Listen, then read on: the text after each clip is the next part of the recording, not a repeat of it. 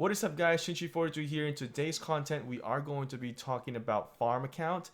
Now, in this video, we are going to be giving you guys 9 amazing solid tips. And I know a lot of you guys have some questions of like what civilizations that we should pick first, how should we focus on the commanders, and what buildings should we focus on, what is our main goal as having a farm account, and when should you start a farm account. So we're going to be tackling all of these in this video. So if you guys want to see more guides, more helpful tips, and just help you guys out to be successful in this game, do subscribe to the channel and turn the notification on. And if you guys like this video, if it was helpful to you guys, please do give it a thumbs up.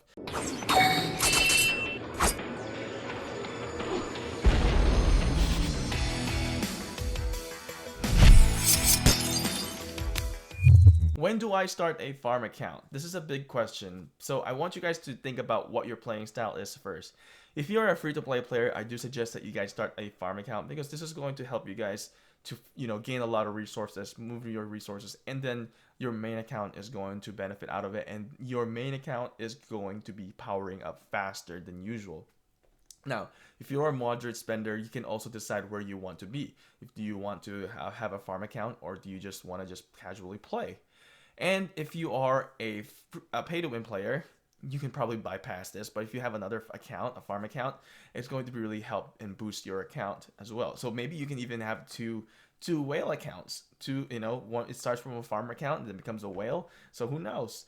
But the thing that you need to really consider is that your playing style, if you're a grinder or a casual player. So if you're a grinder, I do suggest that you do this, and it's going to be very easy. You start your farm account through you start your farm account through here, go to the settings, and then create character management, and then you can start a new character on the same kingdom. Now, once you have done that, you are going to initiate your farm account, and once that's happened, now the tips that I'm going to give you guys is going to be very useful. Another thing that I want to mention is that having a farm account with the same account. So the way I showed you guys when you went to the setting, that's going to be the same account that you're doing. Now, another thing that you can do is purchase a device, or if you have an extra device laying around, you can also use another device to create a new either Google account or iPhone account, or Apple account, and then you can still transfer resources that way. But actually, that's the easiest way that I could think of, is having a new account. In that way, you don't have to keep switching from your account, and then you just mainly focus on having 2 devices. It's so much easier when you have 2 devices. Or if you have BlueStacks, which what I use, you can also have another account there, and then your mobile is going to be a different account. Then you can always just farm when you're in your PC and then transfer resources. So those are some of the options that I want to give you guys. But now let's go and talk about some of the tips that I want to share with you guys and really help you guys to set up your farm account. So tip number 1 is going to be about picking your civilization. So when you first start your farm account, you're going to have to pick a starting civilizations. Now, there's a bunch of civilizations that you guys can choose, but I want to highlight some of the things that you guys should really look into. So let's look at Rome. Rome has food gathering speed increasing by 10%. So if you're really trying to maximize, maybe you have a farm account that is specialized only for food, then you can, pick Rome. If you're really in short of food, Rome is a good option for you. Now let's take a look at France. France is wood gathering. Like, again, if you want to specialize, let's say you are super grinder and you want to have multiple accounts and you want to have specific resources for each account to transfer to. So, you can set up for France. Again, this is a wood gathering speed increasing by 10%. But here's a click. With France, you would have a great, amazing gatherer commander, which is Joan of Arc to start with, and you're going to have a lot of commander sculpture for her. So this may be a very good option to get into. Another civilization that you guys may consider is Spain because of the resource production. It's about 20%. Now, I don't recommend this for the initial stage when you're making your account. I can recommend it when it's like in the later stage of the game when the resource buildings are higher. That's the only time that I think that you can actually benefit out of that buff. So early stage, I wouldn't recommend it. So another civilization that we need to think about is Japan. Japan has a resource gathering speed by 5%. This is going to be universal gathering speed, so it's not going to be focusing on any specific resource nodes. So also, I want to let you guys know, you guys might have not thought about this yet, but if you are trying to gather for gold, Japan is probably the only civilization that is going to give you that buff, because there is no other civilizations here that is going to give you that gold gathering buff increase. So Japan is something that you guys want to consider for that if you are wanting to gain a lot of gold. But gold is something that really a lot of people don't like to get anyway, because yeah, you don't use them a whole lot in the end. But I do want to let you guys know that theory is incorrect, because gold is very crucial. You need it for your research, and you need it to also heal for your troops and train your troops when you get into the later stages of the game. So gold will be crucial. So I just want to let you guys know that. So Japan is something that you guys can consider about picking with that resource gathering speed by 5% universal. And you don't have to worry about, you don't have to think about, right? You don't have to focus on, hey, you know what? I'm going to focus on gathering food only or gathering wood. You know what? I just want to gather every type of resources. I'm going to go for Japan. So that's something that you guys have to decide on. So another civilization here is called Byzantium. This one has stone gathering speed by 10%. Now, if you are in need or really trying to get a lot of stones, Byzantium is probably going to be your best bet. Now, gathering stone is crucial, especially in the later stages of the game. And there's also difficulties with the commanders.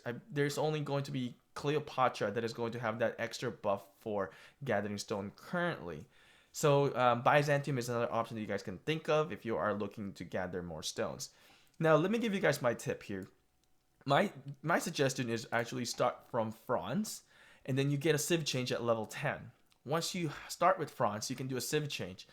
You can either go for, you can remain for France and gather wood, or you can go to Rome, or you can go to Spain if you want to just really focus on resource production, but you're just not going to benefit out of the Joan of Arc if you're doing that. Now, you can also go to Japan, which actually I highly recommend going to Japan, because it's going to be very universal. Joan of Arc don't have a specific gathering buff. Her buff is more universal, so going for Japan is maybe a good option for you. Or you can go to Byzantium and you can focus on stone gathering speed, so you can gather stones a lot faster. So that's my tip. My tip really is to start with France and then move on to the next civilization that you want to choose. So before we move on to the next topic or the next tip, I do want to just let you guys know, being on France, Rome, or Byzantium, you guys can still farm other resources. The only thing is that the downfall is you're not going to have that extra speed for gathering other resources, but you're going to be more specialized on one. So that's why I suggested Japan if you are, wanting to just basically be more generic. All right. So tip number 2 here is that focused on your VIP. So try to get to VIP level 6. Now I want you guys to pay attention here from VIP 1 to 6. As you guys can see, from VIP 1 we got 3%, 3%, 5% for the gathering speed, and then the stone production are only like 3%, right? The production rate is only 3%, is my point. As you increase, your production rate also increase, as you guys can see here, and production rate increase.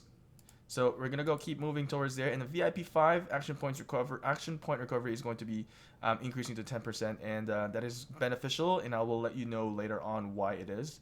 And then VIP level 6 is where you really want to be at because of that gathering speed by 10%. So I would suggest to invest your gems into getting to VIP level 6 at least at the bare minimum for this. So there we go. That's tip number 2. So tip number 3 here is to work on your gatherer commanders. So you will have a bunch of gatherer commanders, and if you're new to the game, you may not know who they are, but I'm here to explain them to you guys, right? So you would have Constance, and you would see this gathering ability here. So you want to focus on these gatherers. And also you have Gaius Marius, Sarka, and where's the next one? Joan of Arc, Cleopatra. You also have Centurion here. And also you would have other commanders that you can use as well in the long term when you are running low on dispatch. So if you want to take a look at the versatility talents, right, you can find the superior tool, which is increasing the gathering speed of the troop. So this one's going to increase you 15% once you've leveled it up to level 3. All right, and really just work on your commanders and get as much sculptures as you guys can get for them, and then skill them up. To get Constance, here's the trick for Constance. If you really need to get her sculptures, you have to go to the expedition, and you can buy the Constance sculptures here in the expedition store. So that's what I've done actually in this account. I've bought all of her sculptures through the expedition, and it's really worth it. because when you're trying to use constants, you get this resource bonus after you complete gathering. So it's crucial that you try to max her out because she is one of the best gatherer. So far, I think she may be the best one. Also, you need to pay attention also with the gathering talent as well. So here's part of my tips is that to get all these gathering talents, you don't really need this. I added this extra for me, but if you want to focus towards the moving speed of the siege units, if you want to move around fast, so this is something that you guys can add also. And when you're done with this, Pat, I kind of suggest that you try to get this fresh recruit if it's possible. I think you should be able to get the fresh recruit if you can on your farm account. The reason why is that you can have more troop capacity. So when you are going to send your farmers to farm into the alliance resource nodes, which we're going to talk about later, which is going to be very crucial because then you can have more resources from that resource node, and you can gather and then bring it back to your base, and then you can just leave it for a period of time. So before we go to the next tip, I do want to let you guys know, if you are a pay to win player, I would suggest for your farm account, really try to get Cleopatra and max her out. And if you're free to play, if you can try to max her out, I would suggest to max her out. And you guys should participate on that strategic reserve event with your farm account to get more sculptures for Cleopatra. So that's something that you guys can actually do. You need to just defeat the barbarians, and you need to gather resources and also collect from your production rate. So those are some things that you guys need to do. And for defeating barbarians, you can also participate by defeating guardians. You will get some supply boxes that way. So that's something that you guys can really compete. And I think that's a very good and solid tip to give you guys. And the reason why you want Cleopatra is to max out because of this gift of the Nile. And when Cleopatra finishes, gathering at the resource point of the map, she will receive an additional resource pack. So that's going to be crucial, and that's going to be compounding and adding up to your items and to your resources. So make sure that you guys take this tip into consideration when you are building your farm account. Cleopatra is something that you guys should work on in the future. So tip number 4 here, we already know that we should be training troops every single day. Now, every single troop is going to be contributing on farming as well. But if you're going to be using your speed ups and basically which troops should I focus on for my farm account, I would focus on the siege units for your farm account, because the siege units, they're the ones that's going to be able to have a lot of load. Look at this, 26 loads for my ballista. And if I go to my archers, and if you go to the information, it's only 11 load, and you get that +1. But here, you also look at the infantry, it's going to be 13. You see how much big of a difference it is from the ballista, and here 10. So if you are going to be focusing on troops, I would suggest to focus on your siege units and just train a lot of these siege units. And like I said earlier, with the commander that you have with the talent, once you have this talent in here, if you do add the modified axle, you're going to increase the speed of your siege units, meaning that they can move to your resource point A and then going back home to point B, and it's going to be a lot smoother, a lot faster. You're basically reducing all these marching speed time. So that's something that you guys should consider, and I think that's, again, it's a very solid tip to give you guys, is that focus on siege units because they will have the best load. So when you're going to your resource nodes, you're basically going to be sending less units because these less units can accommodate for a lot of load. So that's something that you guys should definitely be focusing on. And also, when you have a lot of siege units and you have the integration path, let's say you have Sarka and you have these troop boosts. Sarka is also one of the best gatherer that you can have here, but I would suggest you actually use a combo of Sarka and Constance majority of the time if you really have not invested on the other commanders. But with this troop boost though, right here with the troop capacity, increasing capacity, is really good. And then you can work towards your fresh recruit, which is going to increase the maximum capacity. So that's something that you guys should consider. And then having that siege units, imagine if you have a lot of siege units, just full siege units, in your load, your load bonus here plus all the siege units, and with that troop capacity, it's going to be massive amount of load that you can get. And I would send that to the alliance resource nodes. Tip number 5 here is about buildings, right? You really want to focus on building on your resource productions. So get your resource production as high as you can get them to be, and also work on your trading post.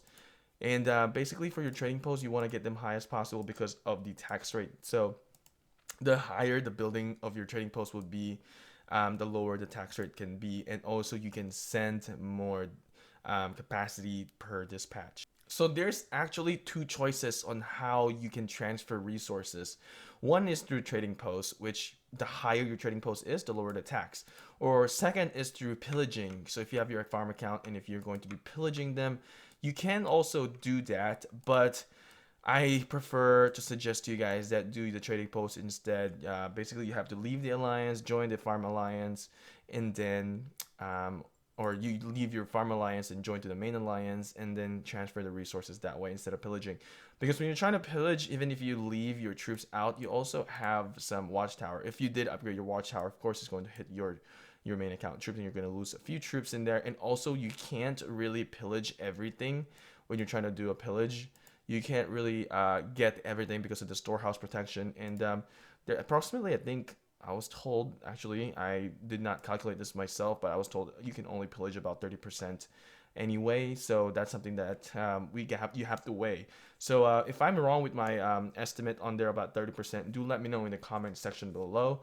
Um, so yeah, I do suggest that really just focus on trading posts, upgrade that. That is a long-term investment that you guys will be doing, and it will pay off in the long run. So you have to think about the long-term goal. Tip number 6 here is to start a farm alliance. So having this farm alliance, you guys going to be able to develop technology. So if you go into your tech, something that you guys should be focusing on is your development. So once you reach this path, you have to start working on gathering, right? So food gathering, wood gathering, stone, gold gathering. Those are just some things that you guys need for your farm alliance. You guys don't really need to work towards this territory or war as much, but except for if you need to build more flags.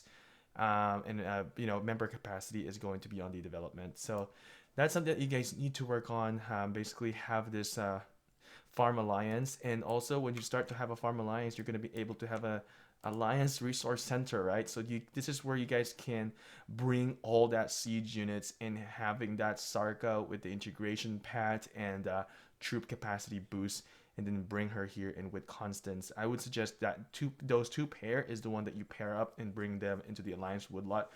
It's okay if it takes a little bit longer, but actually for woodlot you would benefit a lot, because with Constance, she is good for wood. But my point is, if it's any alliance deposit center, I would suggest to bring Sarka and Constance so that you can have the maximum amount of troops, and also you get the resource bonus at the end after farming. But yeah, so this is something that is really good when you have an alliance. You can drop this alliance resource node, and also when you are farming inside the alliance, you can actually see it here that you will have gathering speed increased by 25% by gathering inside the alliance territory. So what this means is that when you see a flag like that and you see the red markers here, this is actually the border. So it depends on your alliance color of what it is, and then you would get the 25% increase of gathering speed. And also, the other thing you can do is look at the owner. So if you see the owner, it says your RKAU, which is this alliance that we've just showed you guys, the gold diggers. Basically, that would be implied that you would have the 25% gathering speed bonus. I don't think that the alliance resource center would have any extra speed benefit. I don't think it does state here, but I haven't really paid attention. If it does, being in the alliance territory, it would have that 25% already implied. So I don't think it does. So, but if you guys think it does, let me know in the comment section below, because I'm not quite so sure about that one already. So tip number 8 is to gather these type of runes. So to increase your gathering speed, you need to gather gathering speed runes. So there are going to be different types of runes that you guys can gather. So if I look over here, you see I've picked that gathering speed rune here. I just camp my commander here so that he can grab that again, or if I switch to any type of a rune that I want. And then there's also a bunch of other things. There is going to be specific to stone, wood, or gold. So you have to decide which one you need for that very moment to gather. And also you need to use your boost as well. If you have to go to your items, you can go to the boost and you can purchase these as well on the courier shop or the shop itself, or even in the alliance shop. So you need to use these enhancement. I typically try to use it at 00 UTC so that I can get the daily objective as well, because it will pop out here that you need to consume one. Like I said, you can go to your alliance shop to that and make a request from your leader or rank 4 officers. Or if you are the leader or officers, you can just automatically buy these here. So earlier we talked about VIP, about getting that action point recovery, right? So how's that going to come into play? So tip number 8 is to farm Barbarians, because in farming Barbarians you can gain a lot of gems that way, and then you can convert those gems into VIP points. So not only that, you are also gaining resources here. So once you have like a Lohar, and then you would have any peacekeeping commander that you have, and you would have this trophy hunter, so you can consume those. Those are going to be these items. This level 1 resource pack C, you can consume that, and then if you have a lot, then you can just transfer those resources to your main account. So lastly, tip number 9 here is that you guys should be getting into your academy and focusing on your research. Now, to get all of these 1, 2, 3, 4, 5, 6, you don't need to research this actually. If you want to spend some time on it, that's fine. But if you want to save some time on it, I would just gather these technologies on the villages. So once you clear out the villages, you can get these from them. Then when you get there, I suggest that you really, majority of the time, you're going to be working with economic technology. You would probably disregard the military technology, because if your goal is to farm, you won't need the military technology. So another thing here that you need to get into as you progress to the higher stage of the level is this machinery, because this is the increasing gathering speed, more of a universal one. If you want to focus on specific type of resources, you have to focus on here. As you can see, the site is going to be for food gathering on the map, and then whipsaw is going to be increased wood gathering. So the first one is food, and then wood. If you go to stone saw, that would be gathering for stone, and shaft mining, that would be gathering for gold. Now there are some things here also that's going to increase your production in your city, which is going to also benefit you as a farm account, and supply your main account. Now, the ultimate goal here that you need to understand is that your farm account is only here to supply your main account, or even if you want to supply all your other alliance members. So that is the main goal. So thank you guys for watching this video. I hope you guys have found this video quite helpful. And if you guys do, please do share it to your members, and share it to the other players so that we can help them grow in this game. Anyway, guys, thank you very much. And thank you for all the support. And I'll see you guys again on the next video. So don't forget to give this video a thumbs up. That would really help me out.